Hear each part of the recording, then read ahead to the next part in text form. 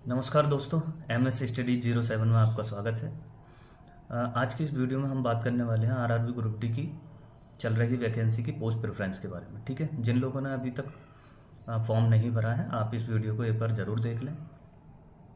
तो चलिए शुरू करते हैं। आज हम किन पॉइंट्स पर बात करने वाले हैं उन पॉइंट्सों को देख लेते हैं। जैसे कि हम फॉर्म भरते समय क्या गलती ना करें। दूसरी चीज़ हो सकती है कि सबसे अच्छी पोस्ट ग्रुप डी में कौन सी हो सकती है, ठीक है, जिसमें आपको पढ़ने का भी टाइम मिल जाए। और ठीक, दूसरी चीज़ थर्ड हो सकता है कि पोस्ट प्रेफरेंस भरते समय हम क्या गलती ना करें।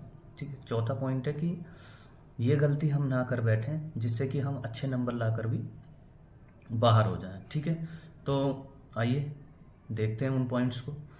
तो पहले पॉइंट्स की अगर हम बात करें तो पोस्ट कौन सी बेहतर हो सकती है ग्रुप डी में, उस चीज़ को देख लेते हैं। ठीक है, अगर मैं बात करूं कि वर्कशॉप की जो जितनी भी पोस्ट हैं वो सबसे अच्छी हो सकती हैं आपके लिए। वो इसलिए हो सकती हैं क्योंकि वहाँ पर एक फिक्स्ड टाइम पीरियड होता है आपकी जॉब का। ठीक है, और दूसरी चीज़, अगर दूसरी पोस्ट की बात करें वर्कशॉप से अलग, तो उनमें शिफ्ट वाइज आपकी ड्यूटी लग सकती है। ठीक है, तो बात करते हैं पहले ही पोस्ट कौन सी हो सकती है। तो वर्कशॉप की पहली पोस्ट आप असिस्टेंट EL&AC भी रख सकते हो। ठीक, दूसरी है एक असिस्टेंट वर्कशॉप मैकेनिकल, उसको भी आप रख सकते हैं। तो ये क्रम आप अपने हिसाब से चेंज कर सकते हैं। ठीक है, और तीसरी है एक असिस्टेंट सिग्नल एंड टेलीकॉम, ठीक है, प्रोडक्शन यूनिट और वर्कशॉप में निकली हुई है। चौथी है TL&AC, ठीक है, ये भी अच्छी पोस्ट है। और एक पॉइंट्समैन की बात करें तो ये अगर आपका A2 मेडिकल है तो आप इसको वो सबसे पहले भी प्रेफरेंस में रख सकते हैं। ठीक है, सेकंड पॉइंट की बात करें कि पोस्ट प्रेफरेंस भरते समय क्या गलती ना करें। देखिए, आप जब भी पोस्ट प्रेफरेंस भर रहे हैं तो आप एक चीज़ का विशेष ध्यान रखें कि आपको किस पोस्ट को अपनी फर्स्ट प्रेफरेंस पर रखना है। क्योंकि अगर आपने उसको फर्स्ट प्रेफरेंस पर नहीं रखा और आपने कोई और पोस्ट पर पहली प्रेफरेंस उसको दे दिया है, तो अधिक चांस ये होता है कि आपको वही पोस्ट मिलेगी और फिर आप उसके बाद पूरी जो आपकी जॉब है उसी नौकरी पर आपको करना होगा। अगर आप अच्छे हैं पढ़ने में तो आप बिल्कुल निश्चित रूप से आप कहीं और भी अपना ट्राई करके निकल सकते हैं। तो इस चीज़ का बेहद ध्यान रखें कि आपको पहली प्रेफरेंस कौन सी रखनी है। ठीक है, और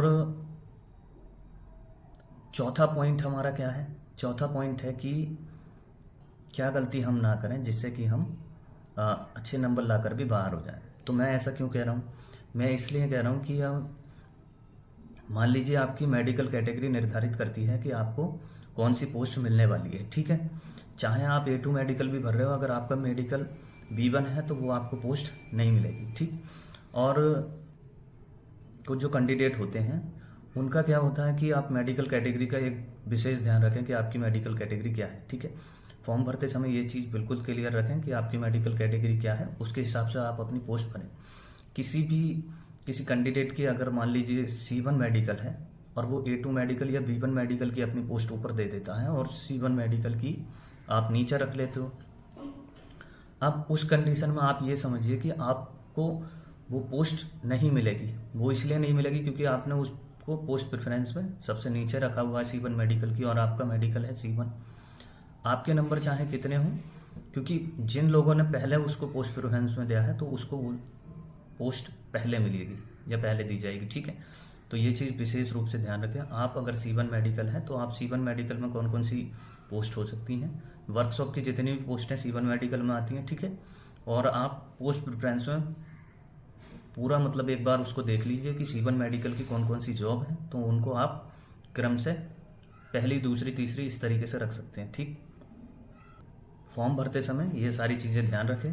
ठीक है, मेडिकल कैटेगरी की अगर हम बात करें तो ग्रुप डी में जो ग्रुप डी की जॉब है उसमें A2 मेडिकल की वैकेंसी निकली हुई है पॉइंट्समैन की, B1 की काफ़ी सारी निकली हुई हैं और C1 की। ठीक, तो आप अपनी मेडिकल कैटेगरी एक बार ज़रूर जांच लें फॉर्म भरने से पहले। ठीक है, उसी हिसाब से आप अपनी पोस्ट प्रेफरेंस दें, क्योंकि जब आप इतनी मेहनत करके अपना पेपर पास करते हैं, ठीक है, रेस भी क्लियर करते हैं, बाकी सारी चीज़ें क्लियर करते हैं, उसके बाद मान लीजिए आपका C1 मेडिकल है, आपको C1 मेडिकल मिल जाता है और आपने पोस्ट भर रखी है B1 और A2 मेडिकल की, तो उस कंडीशन में आपको मतलब वो जो पोस्ट हैं वो आपको नहीं मिलेंगी।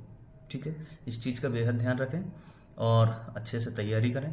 बाकी अगर आपने हमारा चैनल सब्सक्राइब नहीं कर रखा है तो आप हमारे चैनल को सब्सक्राइब कर लें, ताकि आने वाली अपडेट आपको मिलती रहे।